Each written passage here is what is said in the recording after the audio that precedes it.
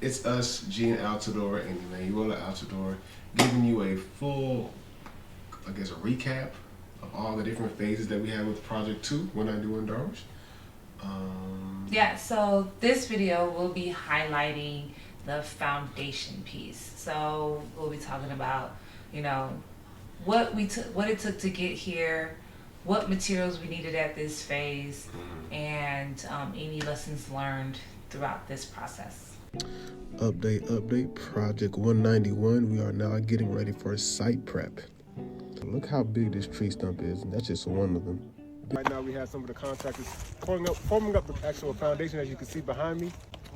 So as I stated in the last video, we had to change the actual slab to a crawl space. So right now they're getting the piers ready so that the actual foundation can sit on. All right, guys, as you can see behind me, we are here at Project 2. Right here, these are the metal forms that will support the actual crawl space. In about an hour or so, a cement truck will come in, will load the boom pump, and the boom pump will drop cement in the little reservoirs that will shape the actual cement brick wall, creating the crawl space walls. So then once the crawl space walls cure, we'll come back and we'll waterproof the walls so that the house will be basically stable and a-okay to put framing on top of this actual site. We just saw the video or a few clips from the foundation pour for Project 191. Yep. And you wanted to ask a few questions. I did. Okay. So what did it take for us to even get to the point where we could start doing foundation? Like, what paperwork did we have in order at that moment? Okay, great. So first and foremost, we had the LDP already established. Okay. And then we had the building permit already established. Okay. The building permit basically said, hey, we can now move dirt. We passed all the preliminary inspections that allowed us to move forward, the erosion control, identifying the utility lines, and they were basically good to go.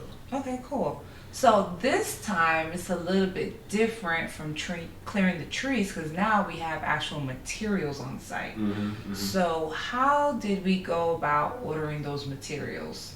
So it wasn't a lot of materials. So typically with foundation, you typically only need rebar, foam boards, depending on the actual foundation type, the actual metal forms, and contractors and the actual concrete company to provide the concrete.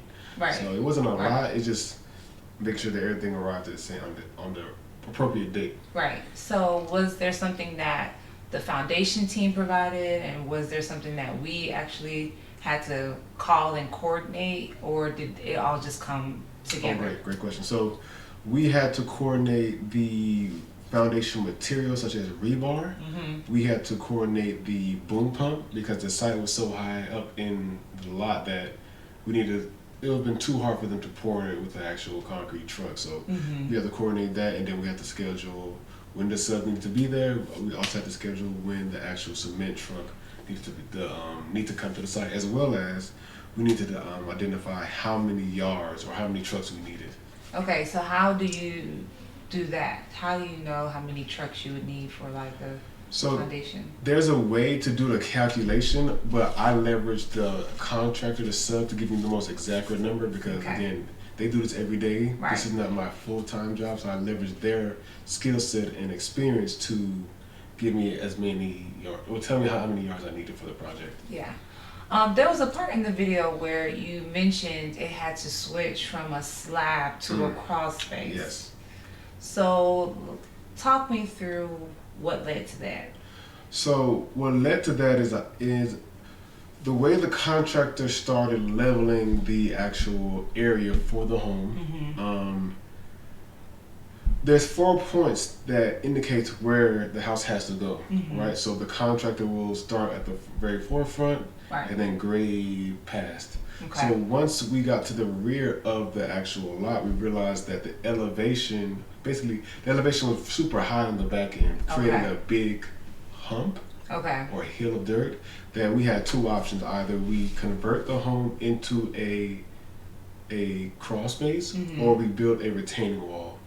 So the easiest pivot for us at that time, being that we were delayed so much, was to do the crawl space, because with the retaining wall, it's another level of inspection that the city would have to inspect. Gotcha. Or review. Gotcha. Do you think that's something that could have been avoided, or just based on the slope of the land that it was unavoidable? That part, I'm not too sure. We probably could have done maybe more grading, but the land gives you what it can do, right? So we probably would have did more work, but it probably would have created more of a headache down the line. Yeah. So. Okay. Yeah. Cool. So anything you would have done differently in this phase? It seemed like this was one of the smoothest parts, with the exception of the pivot. Right. Was there anything you would do differently? What I do differently? I might have let the contractor do that full foundation piece turnkey, meaning have him or the company schedule for the rebar material, to schedule the boom pump, to organize the subs, so that it'll be one less thing on the plate that I have to manage.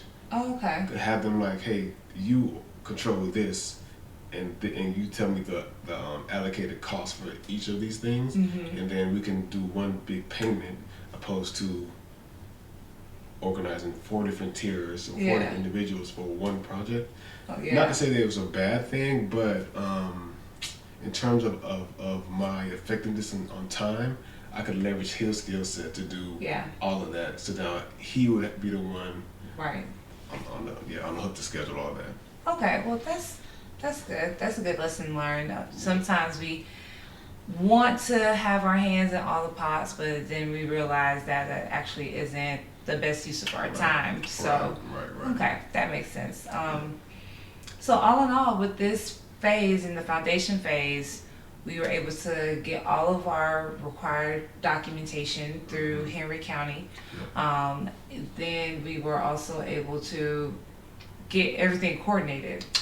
Primarily you, so shout out to you.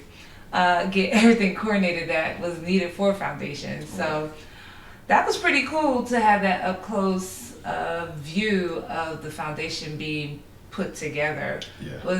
What was your feelings at the moment when you saw that first foundational phase be complete?